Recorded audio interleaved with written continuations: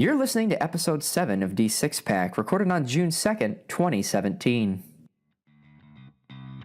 Welcome to D6 Pack, the premier podcast about beer, board games, and the surrounding culture. On this episode, we will expose our taste bud to New Holland Brewing Company's Night Tripper Stout, share our thoughts on the spring blockbuster film Guardians of the Galaxy Volume 2, and discuss what's crackin' with the D6 Pack crew.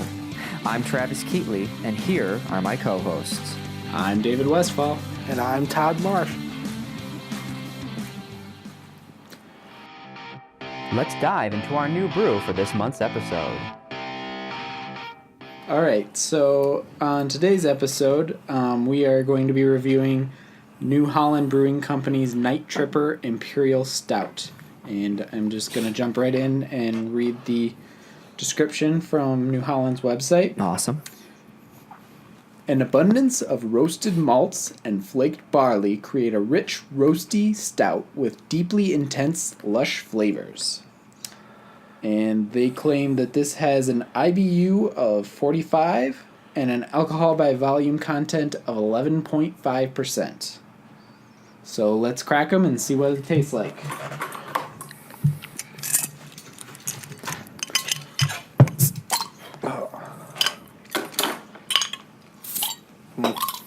Stouty. Is it stouty?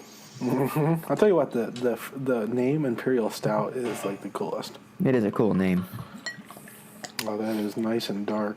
The bottle reminds me of the Joker off a deck of playing cards or something. Right. Oh, yeah. I kind of like it. It's a neat graphic. It's very dark. Yes. There's no light going through that. There's no light, not at all.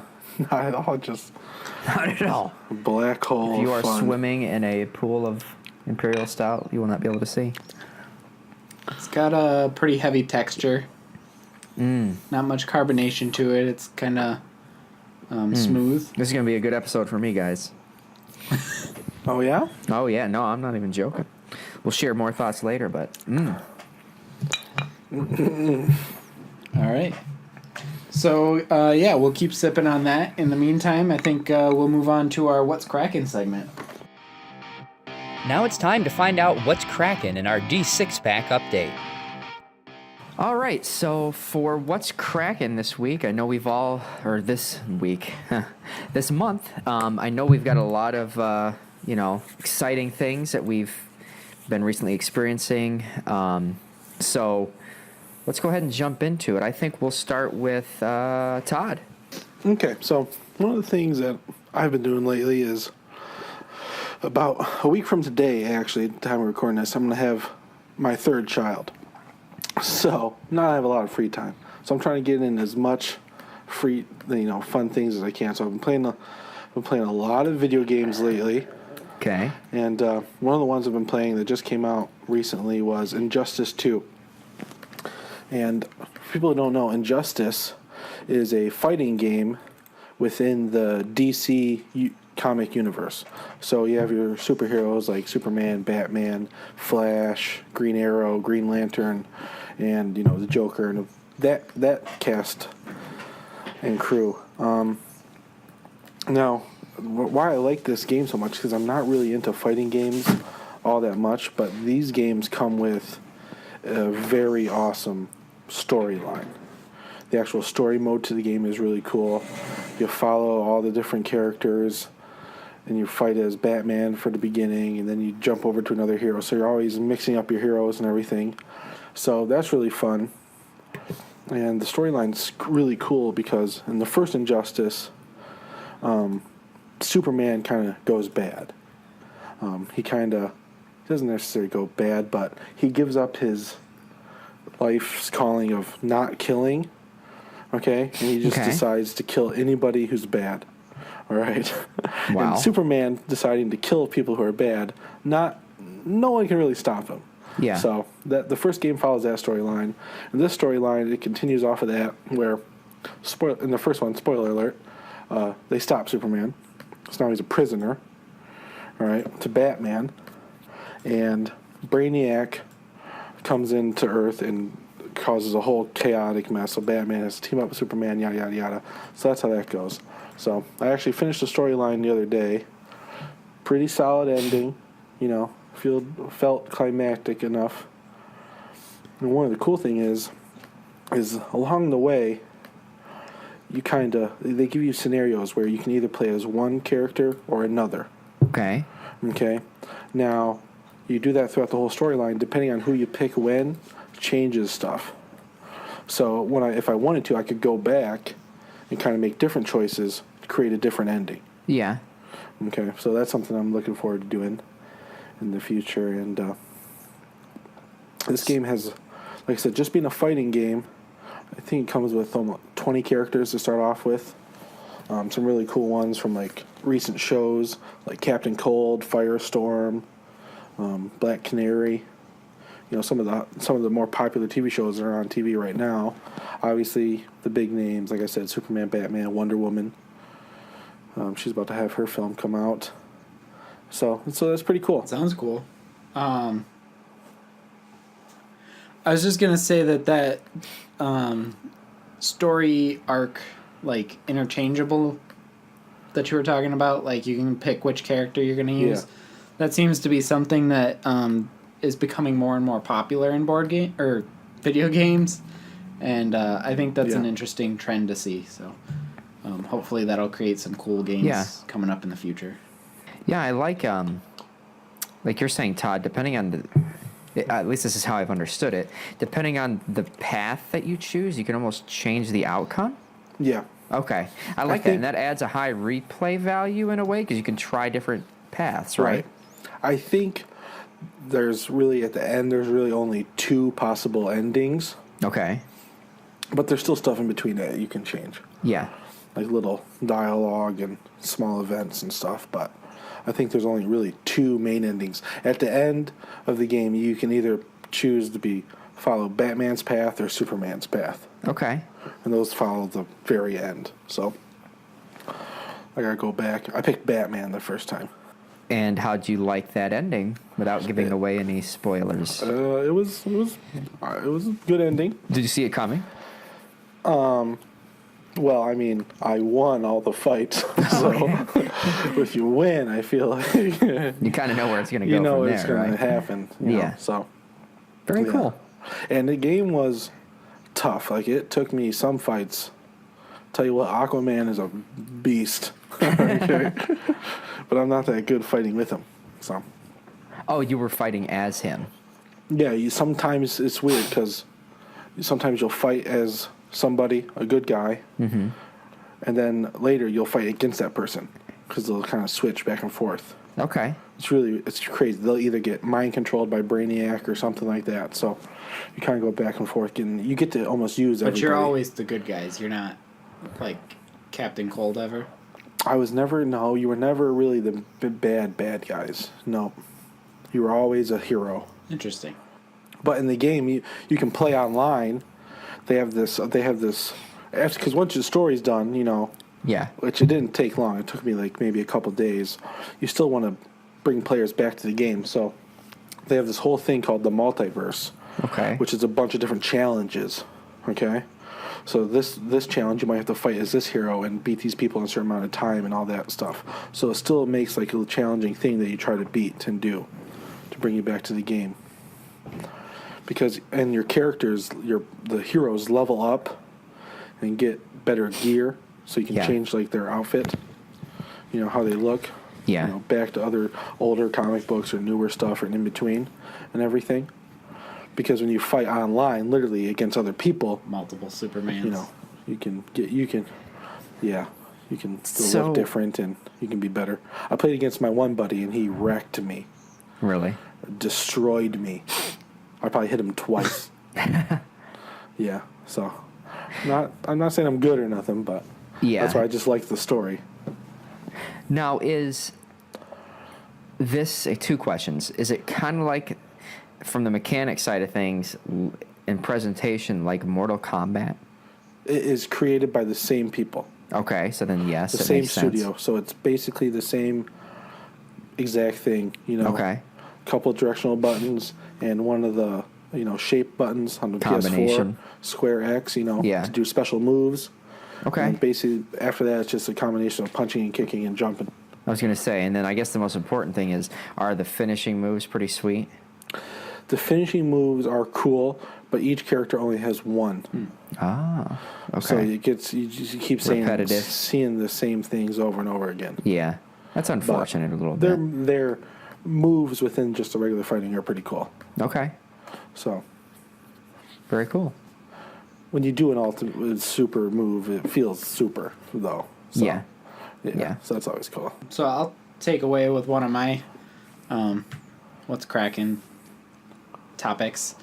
And today both of my things are older, so this is a little bit of a throwback. But one of the things I wanted to talk about today was a web video called Must Love Board Games. This is a 30-minute episode produced by Hedges Pictures, and they do a bunch of like little short funny videos, but Adrian introduced me to this one and I just thought it was hilarious. It's got like a serious story arc to it. Like it's about this girl trying to date this guy, but throughout the entire series episode, movie, I don't know what you call it. Short film. Short film. They're throwing in all these like board game puns throughout the whole thing. Like, she invites him over to her house for what they claim is going to be the sex date. Yeah. And Number she 3. just throws out a whole bunch of board game type puns for sex. Ooh. Like, it's the date where he brings his dice tower to my table and stuff like that. And Yes. it's not like, it's not an explicit video or anything. Like, that's one of the dirtier examples, but it's also one of the funnier examples. So if you are at all interested in short films like that, check it out. It's Must Love Board Games by Hedges Pictures. And I know you've seen this, haven't you, Travis? What did you think? Yeah, when I saw that you were wanting to talk about it as part of your What's Crackin' for this week, I was intrigued when I jumped on YouTube and saw that it was only 30 minutes, right? And I'm all about trying to, kind of being the novice board gamer of us three, trying to jump in and really learn as much as I can. And I thought, what better way to do it than some funny movie where they use a ton of puns to describe life. And I thought it was really cool, and you hit the nail on the head about describing it, but it is about, some guy who comes into a board gaming group, and they do use funny puns for different, bases that you would reach during a date or dating. And, there's a question about relationships in there, but and there were actually some parts where, and you can find this on your own for our listeners out there and watch it, but there are some parts where they kind of strike a chord with the viewer, like it seems genuine, and it's like, oh yeah, either you've went through that or you can kind of understand where the characters are coming from. So I thought for an amateur film it was done well. Now, I haven't seen it. From what you're saying, I think I'm gonna go check it out. But how is the actual video quality? Does it seem like an amateur film? Does it seem like just someone shooting something off their phone, or is the video and audio pretty decent? I mean, it's not like cinematic quality or anything, but the video's decent. It's not like a phone quality video. It's seems like they got an actual camera and they set it up on a tripod, so it's not like shaking all over the place or anything like that. You said, they do a lot of these sorts of little videos, so yeah, they're decent. They're good, and I thought that the acting was decent too for what it is. It's not they didn't really need special effects or anything because it's not that type of a short film, but yeah, it was good. It looked good to me. You definitely have to check it out. I tell you what, I have found a lot of little, series and videos and stuff on the internet, YouTube and stuff that definitely aren't professional made, but are definitely really good. Mm-hmm. It can be really funny and really, heartwarming or all that stuff. So technology is making things decent easier. quality, accessible to everybody. Right. Like your phones can take crazy good video quality and stuff. I can only now. imagine what we would have done in high school with the stuff. I know, with the right? technology we had Yeah. now. Oh my gosh. Yeah, for our listeners, Todd and I especially were budding directors and cinematographers, so we were really into that kind of stuff. But we had our old school technology. Old school. And it's not even that long ago. No, that's what's sad. Yeah. Well, that was almost 10 years ago. It's hard to think that it is that long ago. Before smartphones. That's nuts. Smartphones existed back then. Not in high school. They weren't as popular, but they were there. They Not were like a intelligent touch screen. phones. They weren't smart. They were. Anyways, we digress. So I guess it's my turn then for what's cracking. And I've really only brought one to the table this month, and it's video game focused. And the name of the video game is Horizon Zero Dawn. And just to share a little bit of background on kind of how I view games, I'm a sucker for a couple of things. I really like quality visuals. So 4K gaming for PS4 Pro and, higher end gaming computers, I absolutely love. I could just sit there and stare at a beautiful game like that. That gets me going. And Horizon Zero Dawn has definitely accomplished that. And I know Todd has played this too. He can speak to this, but it is a gorgeous game. And two, I like games that have a really well-written story and campaign, and I think Horizon Zero Dawn also definitely nailed it there. It made me feel like I got to know characters, and it makes you feel different emotions, and I think that's important when you're trying to tell a story during a game. So just a quick, I guess, synopsis of what the game is about without giving too much away. Aloy is the main character. She is from a tribe, but it's in the same way she's kind of cast out. She's an outsider, and she's asked by what are basically the elders, the people who are in charge of the spiritual world, to kind of go out and on this mission.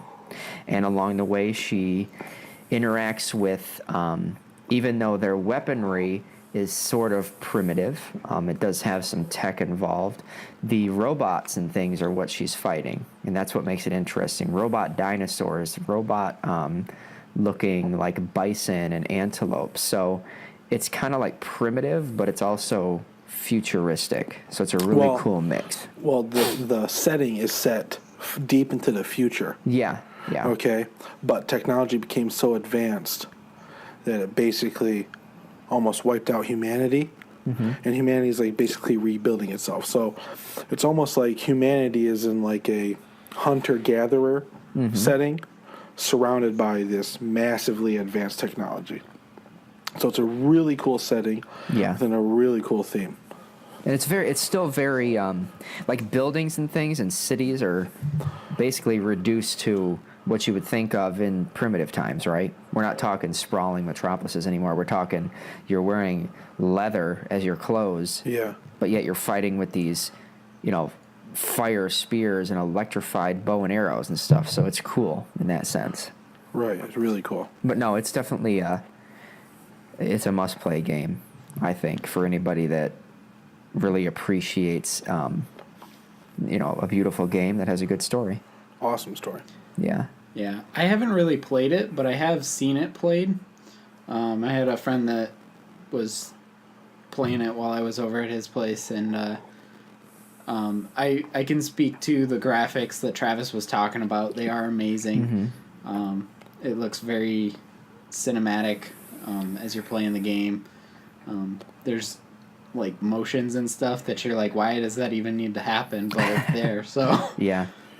And I can't speak to the long-term story, but just the way that the character interacts within the world is interesting. Like Travis was saying, you're fighting these like mechanical animals, and like you can hijack them, and each one of them has like a unique ability that it's going to give you. Like there's mechanical horses that are basically just a car, but there's a giraffe you can climb up and it gives you farsight, and I don't know all of them, but I just thought that was a unique aspect to throw into the game. And it doesn't really explain that sort of stuff. It just says this is so far in the future that they don't have to explain it. Right. But No, this is how it is. Deal with it. You kind of crack the code of everything what's happening as the game goes on. Yeah. You find hints of the past. You find like data logs and audio logs of everything that happened. So I'm probably I don't own the game. I rented it a few times and played it myself. I think I'm like maybe 10% through the game. Oh, yeah. I probably have 16, 18 hours of gameplay. Yes. Already stacked up. So it's a very immersive game. There's a lot to do. You know, definitely some side quests. Follow the main quest. I mean, it's just fun to just shoot things with this bow and arrow and destroy these giant monsters. You know, and sometimes you have to fight people. You know, there's bad people and bandits. You have to fight them off. And so it's just super cool. Just as a quick comment on the length, my roommate borrowed the game when I first rented it, and because he wanted to play it first before I was on vacation. But anyways, I think he put, between going through all the side quests and trying to find everything and just fully envelop himself in the story, he put about 60 hours into it. So, and he beat it. He did. Yeah. Oh, wow, that's great. Yeah. And he loved it. So, rave reviews all around. so that is Horizon Zero Dawn. It is. Dave, how about we go back to you? Throw it to you for your second What's Crackin'. All right. So this is another old one, like I said. This is Automobiles, which was released originally in 2015. And I wanted to talk about it today because, well, for two reasons. I just played it maybe 2 months ago. And also, I think this is something that you would really like, Todd. Okay. I don't know if this is something you've played yet. Nope. Have you? Okay. So, the basic mechanic of Automobiles is it's a bag builder. Okay. And it's a racing game. Nice. Which I know are both things that you like. But the gameplay is actually very solid. You start off with a couple of cubes, and you've got 3 different colors of cubes that represent like your gears. So if you got a white gear, you're in first gear. Or if you have a dark gray cube, you're in third gear. Okay. So you can collect more of those so that you're driving in higher gears, which allow you to drive around the track faster. But in addition to that, there's also colored cubes, which change from game to game, which can give you special abilities. Like there's one that lets you draft. So if you come up right behind somebody else, then you can go an extra space or something like that. Okay. Or there's another card that's NOS. Slingshot engaged. Yeah. You know it. It just lets you skip any 2 spaces or something like that. Mm-hmm. So Cool. and each of these cards has different costs, but like the yellow card might be different between each game. There's, I think, 4 of each color, so you can randomize it. They have like a basic game setup that they recommend, but which is what I played, and it was a lot of fun. Okay. I lost, but I still enjoyed the game. That's good. I really like these bag builders. Like Orleans is another game that has a similar mechanic. Different overall mechanic, but the bag builder thing's similar. So. Right. I like just like the bag. I like games that have randomness, but have a way for you to kind of control that randomness. You know. Yeah. So that's pretty cool. From everything you're saying, yeah, it definitely does sound like something I would like. I have heard of this game before, and from what I'm hearing, I like how it not only has like good game mechanics, but I like how it really it seems like it really goes into like the racing theme. You know, with something like drafting. You know, I haven't seen that in a racing game. So that's pretty cool. Yeah, I mean, it does still feel like it's not entirely like it's a race game. Like, you know, you don't get that tactile feel of like shifting the gears or anything, but I don't feel like it's necessarily missed in this game. But it's got a little bit of flavor of the racing mechanic, but it also has the classic deck builder type stuff. Right. Like, I own the game Trains, which, if any of our listeners have played that, it has a waste mechanism. So the more you do good actions, the more waste you collect. And in this one, it has a similar mechanic where your car takes wear. So if you're driving faster, you're going to take more wear. Okay. And those are basically just these brown cubes that you pull out of the bag, and they do nothing. Okay. But like Todd said, there's also a mechanic to get rid of those. So it's all a trade-off of what's the best move for you in a certain circumstance. So, okay, I think I would appreciate this game too, but Sounds like it. How does this compare to Formula D? Because Todd owns that, and I've played that, and we were kind of over it in about 30 minutes. So I think we all kind of agree that Formula D is a little underwhelming for us. Right. I know a lot of people really like that game, and that's fine, but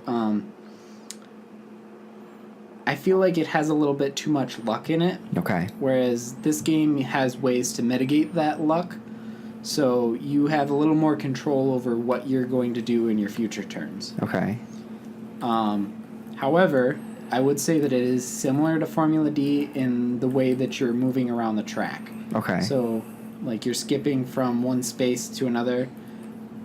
It's a similar movement in automobiles. Right, I'm Okay. looking at a picture of the board right now. The tracks look the same, you know, with the square spots, moving Yeah. the car from lane to lane. And the board is double-sided, too. So the one Right. is just like the regular Grand Prix oval-shaped track. Right. Whereas the other one is... I don't know what shape you would call it. It's different. Looks like a street, almost like a... Like But the one side's like the the NASCAR shape, and the other one looks like more of like a Formula One type. Yeah, right but turns. the spaces of where you can drive are different. Right. One thing I'm not sure I explained adequately, the shifting gears, it allows you to drive on different spaces of the board. Like, there's dark gray cubes allow you to drive on dark gray spaces on the board, Yeah. which are longer than the white ones. Okay. So you're going to go farther. I see that. And the difference between the boards is how those spaces are arranged. So I think that's a unique aspect to the game, and I don't know if it has like expansion boards. I know there are expansions available for this game, or there's going to be at least. Yeah. So I don't know if those add new boards or if it's just new cards, but either way, I think they'd be interesting. Yeah, it sounds awesome. I want to play it. Do you Yeah. not? Did you say you do own this, Dave, or no? I don't own it. I own Okay. Trains. So AEG is the publisher of this game. They produced the Trains, Planes, and Automobiles series. Okay. And I've played Trains and Automobiles and enjoyed both of those a lot. I haven't played Planes, but I've heard that it's not worth playing, so I don't know. I might try it if I get a chance, but Yeah. it doesn't sound like many people keep that game, so The Plains one. yeah. Okay. All right. Well, So that's Automobiles. yeah, I'm looking forward to checking that one out. Playing Yeah, in the that's definitely future. something I would like to check out for sure. All right. Over to you, Todd, for your second. What's cracking? Okay, so I'll end things here. So, very video game heavy. What's cracking this episode? So I'm going to talk about another one of those. So David may remember these games, but way back in the day, for the PlayStation 1, there was a series of games that I absolutely loved. These are probably guaranteed the second one was my favorite PS1 game of all time. And I think I know what it is now. maybe you do. I do. This game back in it was called Digimon World. Oh. Okay, based on the old cartoon Digimon. You know, similar to Pokemon, but a little bit different, a little more anime, a little more action. The show actually at the time I liked a lot better. So, in the games, Digimon World, the first one, you played as a person, and you had like a partner Digimon that you would have to train, you know, to make them stronger. You have to feed them, and they'd have to go to the bathroom. Oh man! They'd have to sleep, and you literally take care of them, and they would grow, and you would fight and get better, and you would go on. But eventually, you know, after so long, they would get old and they would die. Okay, they could die from natural causes, or they could die in battle. And so this game, Digimon World Next Order, is a game I have now. And I've been playing this game, and this game follows the same premise of the first one way back when. But instead of one Digimon by your side, you now have two. Okay, so that opens up more possibilities. They have a lot more different Digimon that you can train and grow and transform and all this, so there's a lot more you can do.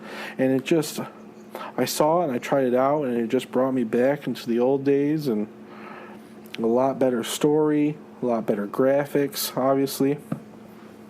And it's just been really fun. Yeah. Old school, you know, simple, fun, cool storyline. Yeah, so when you put this in the list of things we were going to talk about, I did not know what you were talking about, but I actually really liked the first one. However, I don't even know how many of these there were. There was 3 for the PlayStation 1, and then they made the 4th one for the PS2, which I never played the 4th one, but it was completely different. But yeah, the second and the third one were more like you had like this little buggy and it like scooted around. I love that one. That one was my favorite. I did not like that one as much. I liked the first one better. I felt like you could explore the world more. Yeah, there was more exploring, literal travel the world. But I didn't like it because you put all the time into the Digimon and then it would die. Does that still happen in this one? Yeah, they still die, but it's like it takes a lot longer. Like I've been able to reach. I remember playing the first game, and if people don't know Digimon, like Pokemon, you know, they evolve and they have like their 3 stages, most of them. Mm-hmm. Digimon have 4 stages. Okay, and then so in the first game they only went up to stage 3, and it was impossible to get them to even that. Where in the new game they go all the way up to the 4th stage, and I've actually already gotten a Digimon up to the 4th stage. So wow. I feel like it's easier to accomplish things, and it's been able to help me fight and do better.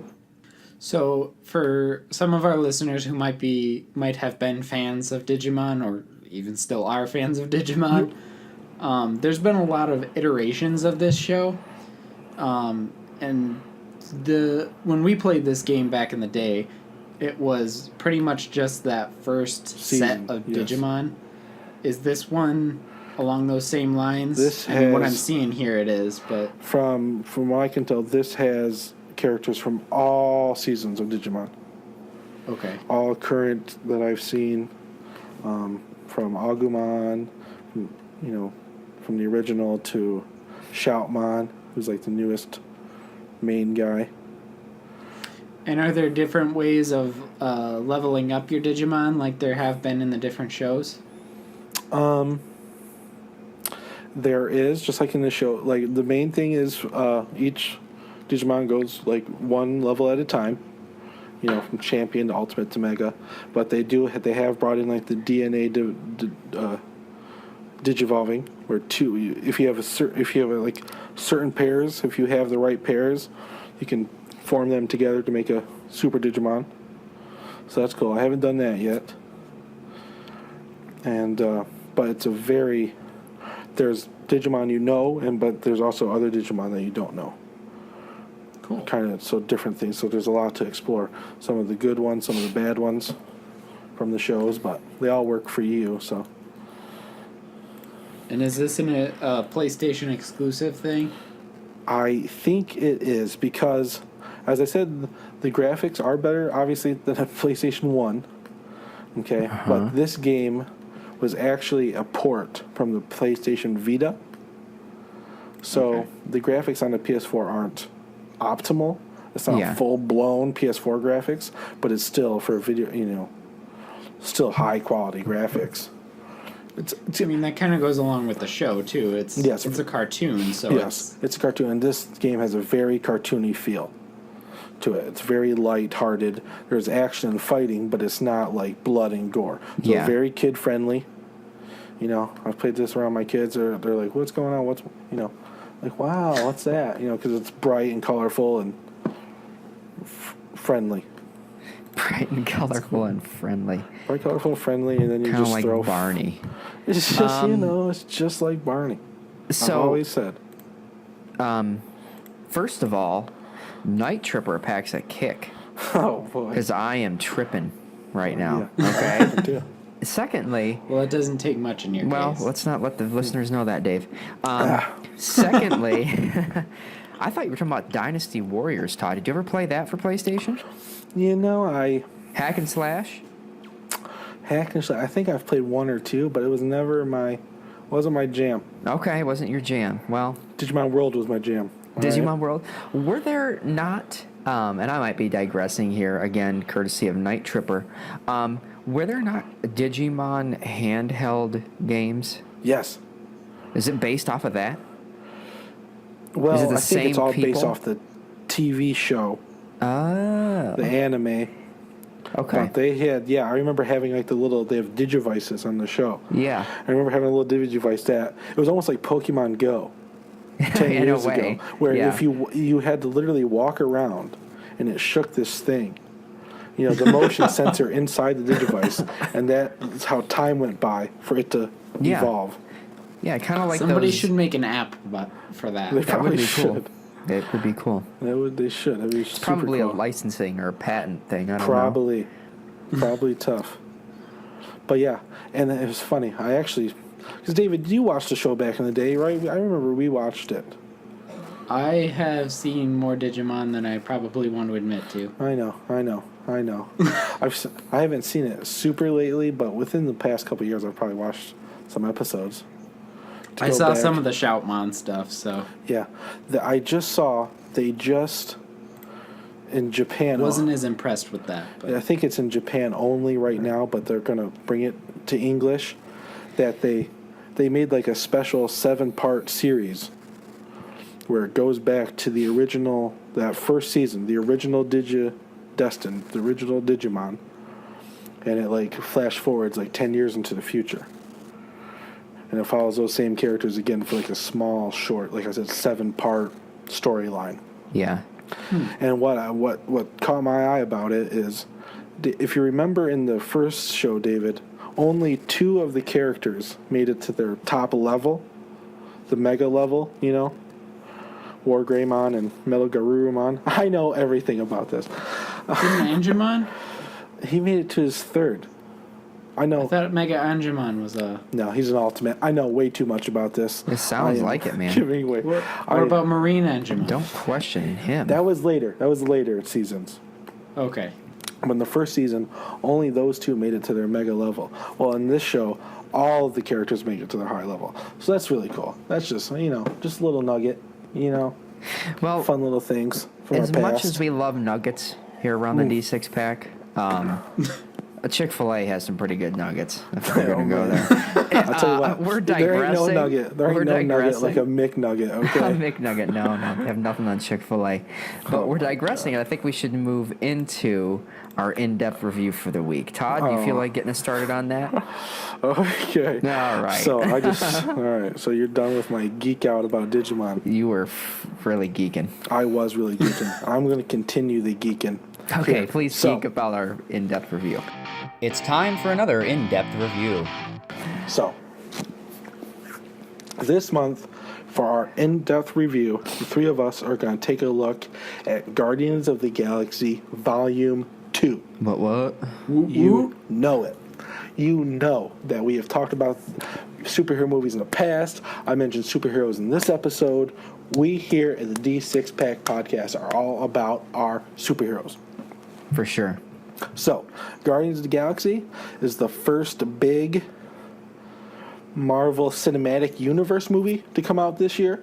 Marvel did have another movie, Logan, earlier in the year, which was really good. But this is the first movie in the Cinematic Universe to come out, and it is awesome. Directed by James Gunn, who also wrote the screenplay. Came out May 5th, 2017. Total budget of $200 million. Holy cow, that's a lot of money. But don't worry, because in the U.S. it has made $342 million, and worldwide it has made $742 million. That's a lot.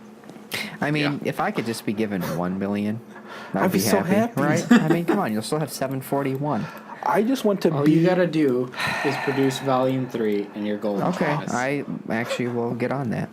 All you have to do, Travis, this is all we have to do, guys, is find out where they're going to be shooting the next one and just stumble into the shot. Just wedding crash it up. Yeah. But say something, so we have to be credited, and we're good. And, yeah. We get a small... They can't cut percent. that out. They can't cut it out. I mean, we're going to be in there. We're going to get into the post. We're going to be in there post-shooting and throw some stuff in there. Oh, my gosh. You guys are ridiculous. Okay, anywho. So, initial thoughts. You guys go. I really enjoyed it. I mean, I've said in the past that Volume 1 was one of my favorite superhero movies, or it was my number one favorite superhero movie. So, this one was right up there with it. Did not decrease my opinion on Guardians of the Galaxy at all. You know, the characters in here, you gotta love them all. They even added some new ones. You know it. And I really enjoyed it. So, Yeah, I actually had a conversation with a friend in the area recently where he asked me what I thought about it, and I said, you know what?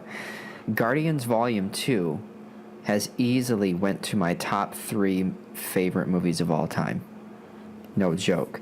And he was like, oh, really? What do you like about it more than Volume 1 or just the first movie? And I'm like, Everything. I understand that, yeah, everything. I understand that Guardians, the original one, kind of redefined and rewrote what a superhero film could be, right?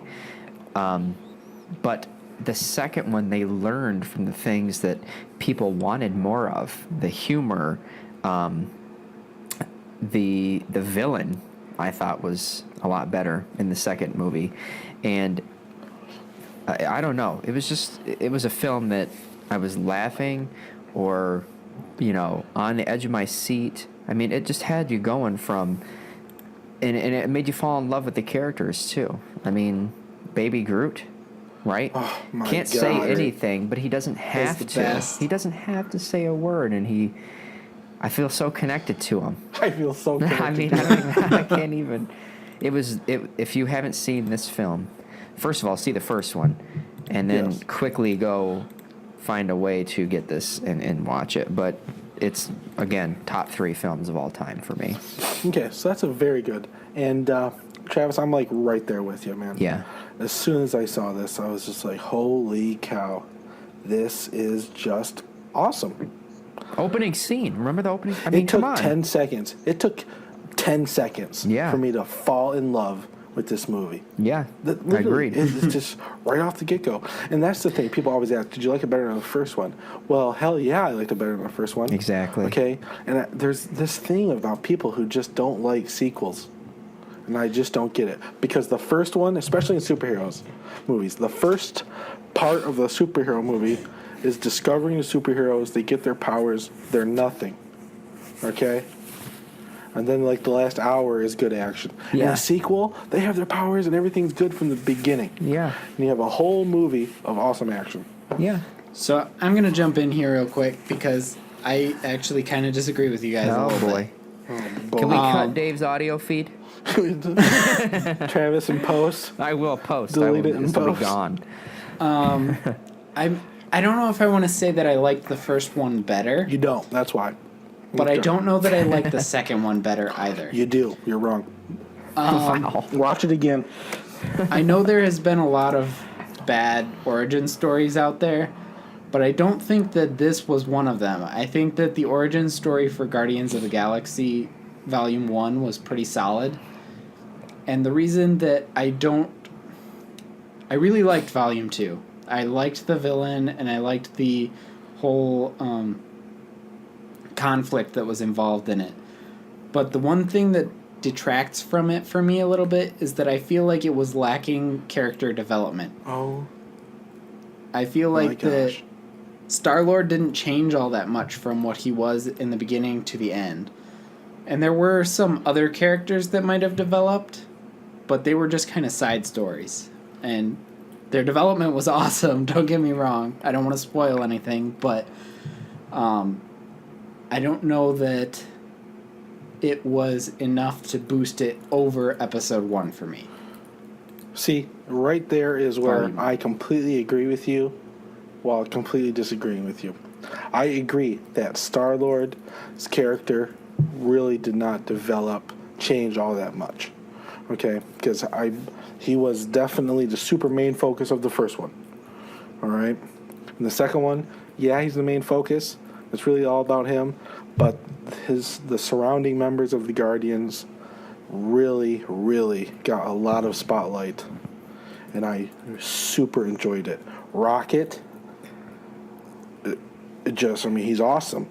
In the first movie, you knew he was cool, but in the second movie, you find out just how awesome Rocket is. Yeah.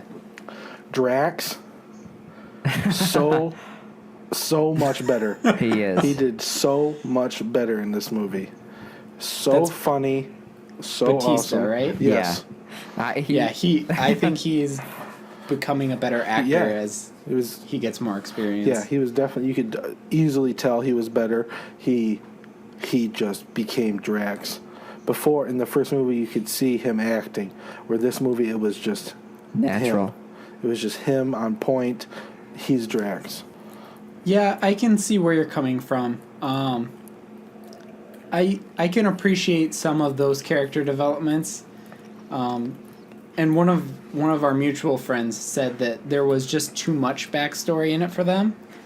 And I don't know, maybe I kind of just agree with that. So that's Whose backstory? everybody's. Where's their backstory? Well, I mean, we learn more about what Rocket's motivations are, for example. Or, God forbid. I mean, Drax, we don't learn much backstory about. We learn but about his family, and that's what really matters.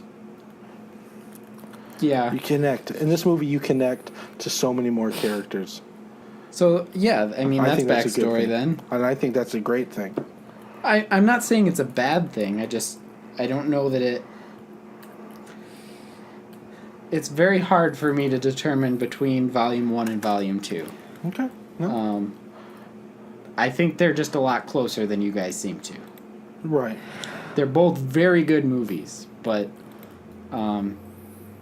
I don't know. You guys just seem to be Yeah, we're all in about greater favor of Volume 2 than I am. it. Yeah, I'm all about it. I But mean, I like the first one, too. It's not like I don't like the first one. I love Oh them both. no, they're both. Whenever this Blu-ray collection comes out, it's going to be part of my own personal No, I'm with library. you. So, I mean, I also have to say that I really appreciated learning a lot more about. Gosh, what was the character's name that could? Let me see if I can figure this out. Yondu, was he the one that could whistle? yes.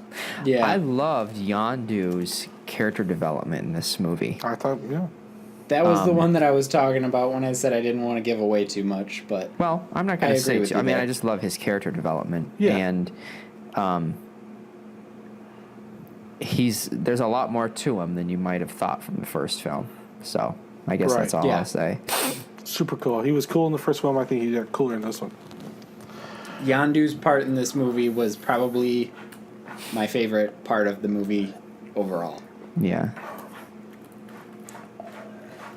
Just to watching him develop and his interaction with the Guardians was very entertaining. So I don't want to give away anything, definitely, but there's this overarching theme to the whole movie that, especially to me personally, just felt so cool and amazing. And the I'll just say what the theme is. The theme is fathers, the concept of a father and a dad, and just that concept and that thought and everything personally, because I am a father and a dad. That's probably one of the things. Just not just the movie itself, but the thoughts and the feelings it brought to me sent it over the moon. yeah, I felt that too. Yeah. That was a cool part of the movie. Yeah, I thought that was I enjoyed that a lot. And it's probably not something that you might catch necessarily on the first time unless you're really thinking about it. And it, like me, it hit me like a it was freight there. train. Woo. Woo, woo. You know it. So, okay, while we're on... Okay, so one of the other big things I definitely wanted to bring up, and another reason personally, super personally for me, why this movie hit home so much was, I don't know if you guys know this, but in readings before the movie and during the movie's release, me and my wife read about Drax the Destroyer. Okay, his character with the ideas of, not understanding metaphors, being that thick skin, everything going over his head, that type of personality lends towards a mirroring of an autistic personality here in our world. And which listeners probably don't know this, and I've never mentioned it, but my eldest son is autistic. Mm-hmm. And so seeing that, and you see Drax, and you can super tell watching it. When you know the things about autism and can see the things with autism, it just stands out like a sore thumb, and it's just awesome watching him because just with people have misconceptions of autism where it's just they don't feel emotions, they don't know how to interact with people. Where sometimes those things can be true, but you see Drax just laughing, having a good time, and just, everything's a joke, but even though he doesn't get a joke, he's making up his own jokes. And that just exactly, my son does the exact same things. And it was just super cool to have a superhero for autism, an autistic superhero.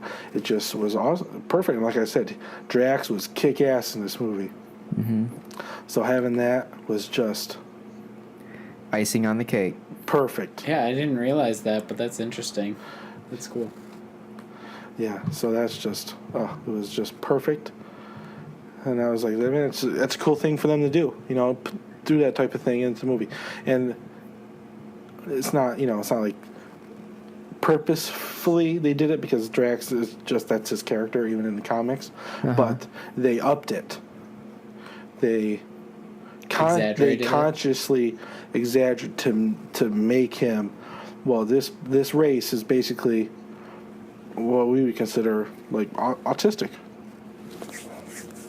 So, I didn't think cool about that either, but that is an interesting point. So we got kind of deep there. Got deep. We went really deep. That's what the D6 Pack podcast is all about. We're from talking about Digimon and Digivolution to Drax autism. I mean, Digivolution. I can do some. For our listeners at home, you should have seen the head movements, the sass You that was should in have the sass coming out of me Digivolution. right now. Mm-hmm. I have half a beer drunk. I've drank my Night Tripper, and I am tripping.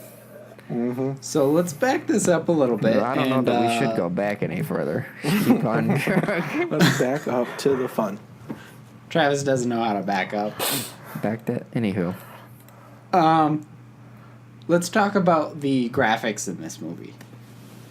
Do you guys have any particular thoughts on? Horrible. No.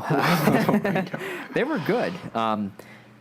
And I'm going to throw a word out there that maybe has already been used or maybe hasn't. As I was talking about Horizon Zero Dawn earlier and 4K gaming, and I love beautiful visuals, I have coined myself a graphics whore.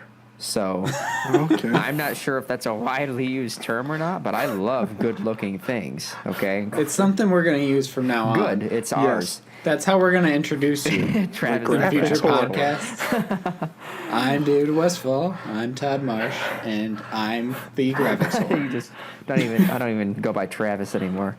G Dubs. Anyways, yes, I thought the graphics were really well done. CGI obviously played a huge role in this movie, and I can't imagine being an actor and just probably spending most of your time in a green screen room, but then what we see in the movies is not actually what they're seeing in real life. So I thought it was really well done. I thought it was totally believable. I found a hard time differentiating between what was real, like a real actor, and what wasn't.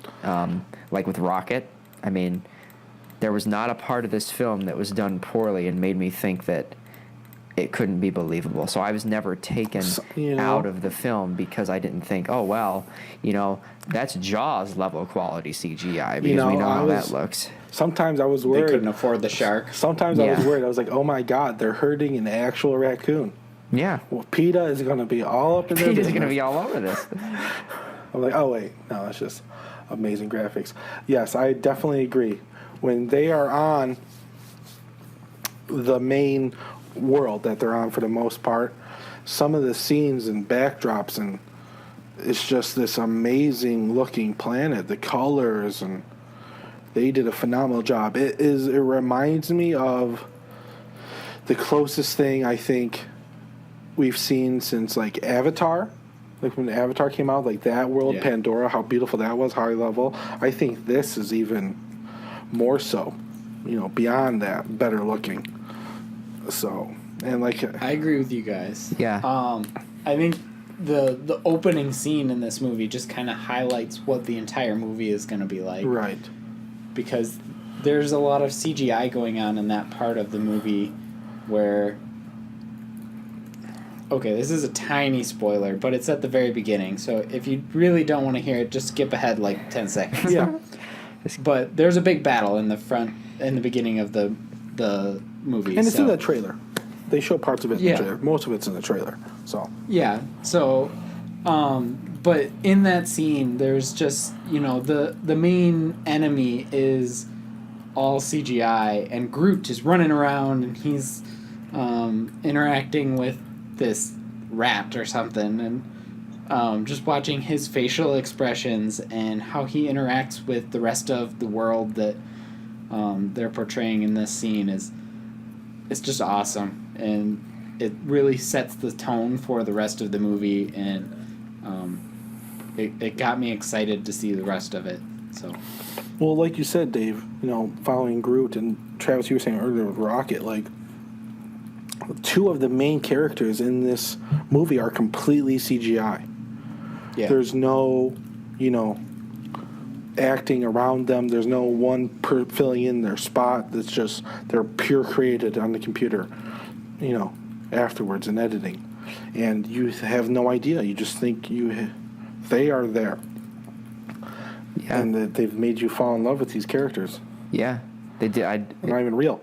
I can't go out and have Rocket Raccoon sign my poster of him, You can have Bradley Cooper. Yeah, but that's not the same. No, if you I want please, Paw Print. as a disclaimer to our listeners, do not approach the raccoon that's going through your trash can. Thinking it's Probably Rocket. has rabies. Okay, It will not a bite good you. situation. You will die. All right.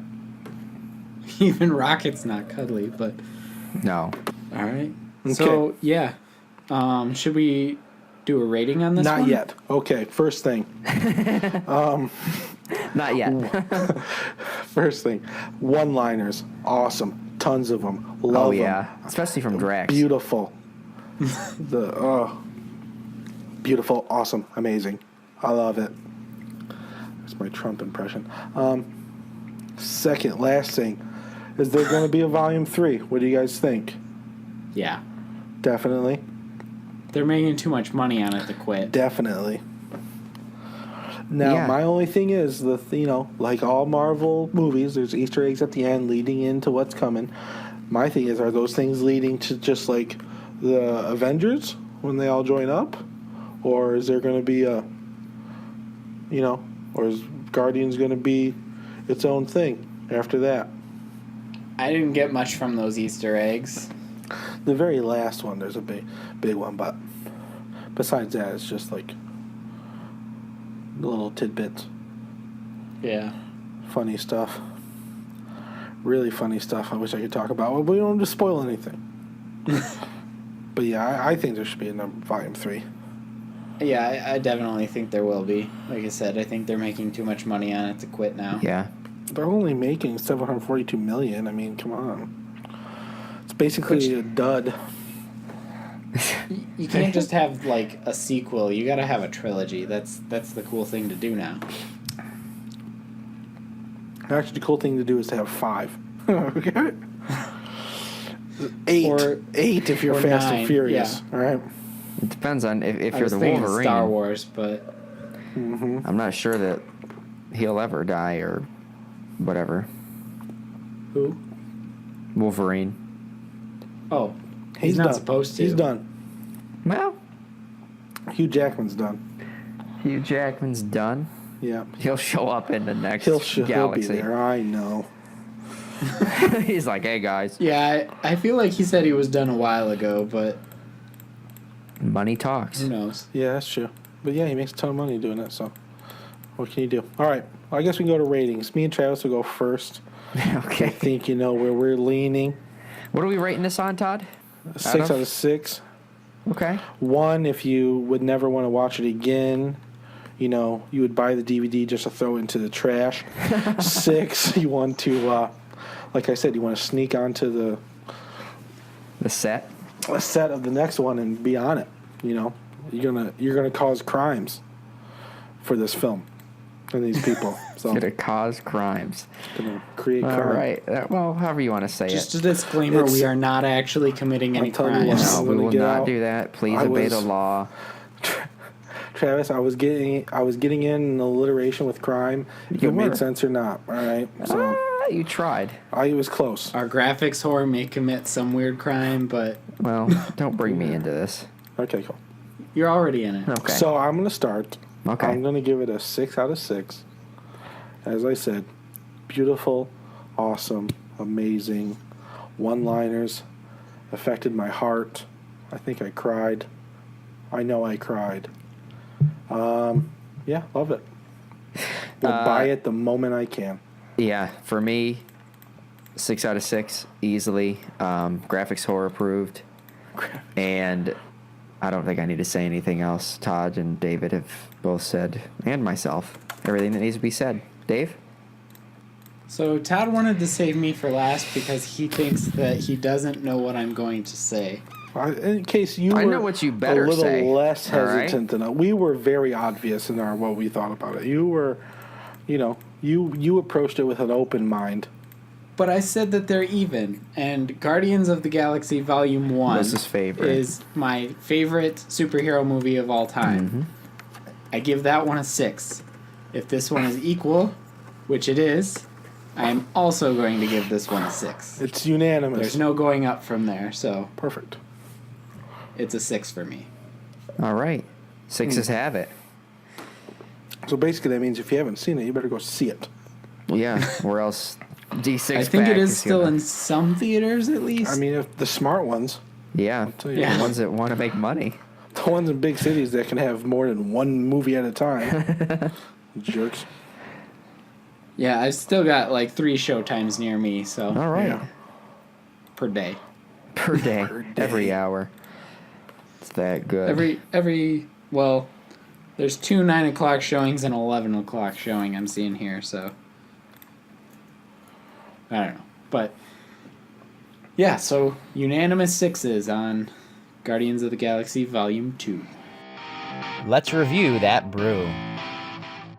So we've been sipping on New Holland's Night Tripper throughout the episode, and I'm glad we're down to this because I am almost out of beer. Travis, you said you're done, so why don't you give us your thoughts first? I have to say that Night Tripper is hard to I have not tasted a stout like this, and maybe our listeners, if you've been with us throughout the entire journey, have heard me mention that I like stouts, I like darker beers.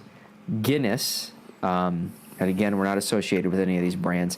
Guinness is one of my all-time favorite beers. Anybody could hand me one, and I'd say, sure, right? I love this. Night Tripper, I don't know what it is, and it might just be because I can't remember what Dave said about the description in the beginning, but there is definitely an intense, sweet, I don't know how to describe it, a sweet flavor when you first... That's the maltiness, I think. Okay. Whatever it is, daddy-like. And when I first take a drink, I get this sweet taste, and I'm like, oh, okay. I need a little bit of sweetness in the beginning.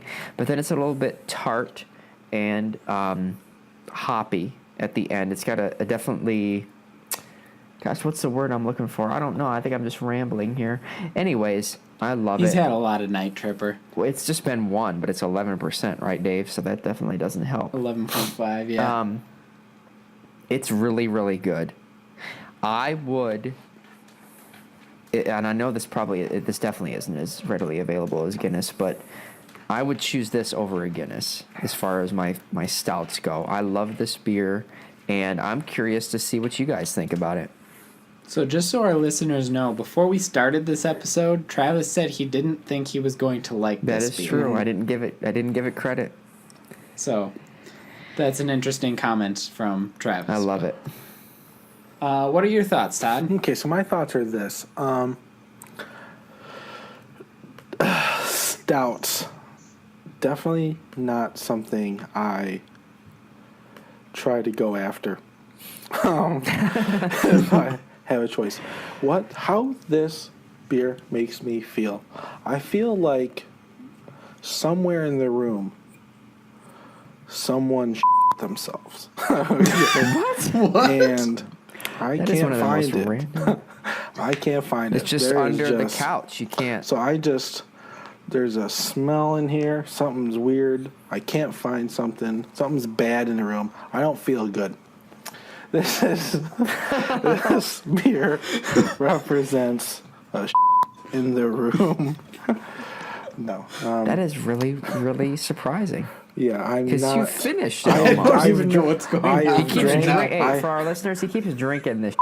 All right. I'm thinking. I'm hoping to get to the bottom, and it's like a surprise. You know, like a Cracker Jack box or something good at the bottom. But it's not.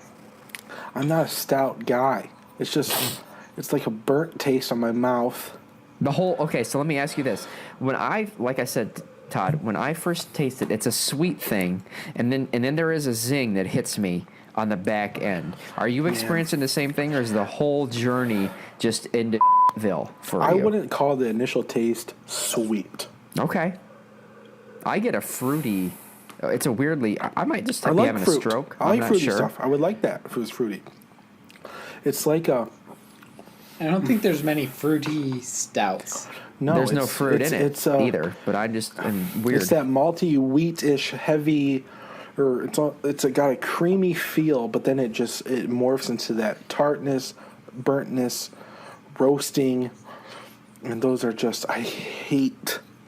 Those burnt. are all words that they use to describe it. Yeah, I hate burnt. He I hate hates that burnt the whole feel, description. burnt taste. It just throws me off. I'm drinking it because I'm just getting loose throughout the episode. I forget it's there. I imagine there's something else, but It's common I'm courtesy. just distracted by the smell in the room. Oh boy. I'm uncomfortable with it. Okay, does that make sense? I guess. I, That is the I'm weirdest lost. analogy After that I've ever heard. analogy, I'm lost. I've decided to create a new character with the beer reviews. I'm going to be some weird guy and say some weird things. Okay? Well, mission accomplished. But tell you how I feel afterwards. Get in the room. All right. Dave, hopefully there's no fecal matter in your room. No, my room's pretty clean. Okay. So this was good. I enjoyed it. So I am a fan of stouts, but that's not the feeling I was getting from this one. I did understand what Travis was saying. There was a sweetness to the malt flavor that you get first, and then there is a bit of a tart flavor that hits you afterwards. I kind of feel like it's more like a bourbon barrel ale. I could see that. And that's kind of the flavors that I get with that usually is normally the malt and then the tartness afterwards, which is kind of the whiskey flavor. What would be an example of that? A bourbon barrel? Yeah. Dragon's Milk, Kentucky makes a bourbon barrel. Have we had one on the show yet? We've had Dragon's Milk. No, we haven't. All right. I wanted to do that in one episode, but it didn't end up happening. Gotcha. Okay. That's one we might do in the future. Okay, so I'll save that. It doesn't sound like you would enjoy it, Todd. Well, I'm Next guessing episode. not. No. But the alcohol by volume content is more along the lines of a bourbon barrel ale, too. Those tend to be higher, like at least 8%, and this one's 11.5, so that would line up. But it doesn't say anything about the flavors of bourbon or anything like that in it, so I don't know. I've been trying to read up and see if there's something that I don't know about imperial stouts that they're like the same, and maybe I'm just not seeing it. If I'm not, please let us know in the comments. I'm not getting, Dave, I'm not getting that whiskey or bourbon taste. It's smooth. So bourbon barrel, okay, I guess most bourbon barrel ales, you do get more of a bourbon taste in the beginning. I guess what I'm getting here is that aftertaste that you get with a bourbon barrel ale usually. Which is where I feel it the most. So, I don't know. Either way, it's a good thing. I like stouts and I like bourbon barrel ales. Yeah. So, this one is right up there. So Good. Shall we move into our ratings? yeah. Let's go to you first, Travis. What are you gonna rate? Well, I think that my opinion is about as clear as a sunny day. Lucky you. Lucky me. I got in my room somewhere that I can't find. We'll come boy. back to the room. Got a lot of... Anyways. I definitely give this... Gosh, as far as a stout goes, I've already mentioned that it's has trumped my favorite stout, which is Guinness. It's so weird. And so I have to give it a 6 out of 6. Wowzers. That's a high rating from It Travis. is, and Very high. I'm really, excited that, I'm able to expand my palate and experience these different beers. So 6 out of 6 for me. Plain and simple. All right, Todd. Where are you rating the in the room? Okay, Is it so- 1 and you just want to throw it out, or is it a 6 and you can't get enough of the in the room? Well, I tell you, I've gotten enough of the room. It's not that it's pain-suckingly horrible, okay? It's Pain-sucking. the initial taste. Like I said, I like that creaminess. It feels good in the mouth. Goes down well, but that aftertaste, as soon as it hits, I just want to spit. I just need it out of my mouth instantly, and it doesn't leave. That's what she And said. yes, and it's just God. It's not a 1. It's not a 1. It's going to be a 2 out of a 6 for me. I'm not going to go out of my way to drink this. And if other stouts are Go like from this, I'm not going to be happy. This is the best stout that sucks. This is the best. All right, Dave. This is apparently the most The best of the worst. divisive Yeah, beer that we've drank. Maybe. Get a good rating from Travis and a bad rating from Todd. it's definitely a role reversal. That's Yeah, for sure. that's good, though. So for me, I'm gonna go somewhere in the middle, because it's kind of weird for me. Like I enjoy stouts. I enjoy bourbon barrel ales. I don't know what this is though. So I'm gonna give it a 4. David just had It's between a 4 and a 5 for me. I'm leaning more towards a 4. I'm gonna give it a 4. Okay. All right. Now, David, Travis says he likes this better than Guinness. Where does this lie with you for Guinness? Oh, I like this way more than Guinness. You like this I don't one? really like Guinness. Okay, see, I've had Guinness. I do like Guinness more than this. But it's not, again, it's not my favorite thing to go after either. I don't know. The taste of Guinness is just not... I don't know. Like, I get the malt flavor in this one, and I like that. And I don't get that same enjoyment in a Guinness. So Gotcha. Okay. Well, I think it's safe to say that for our listeners out there, go out and try one. New Holland's Night Tripper Imperial Stout. Yep, so that'll wrap us up. So play hard and drink responsibly. Thanks for tuning in to another episode of D6 Pack.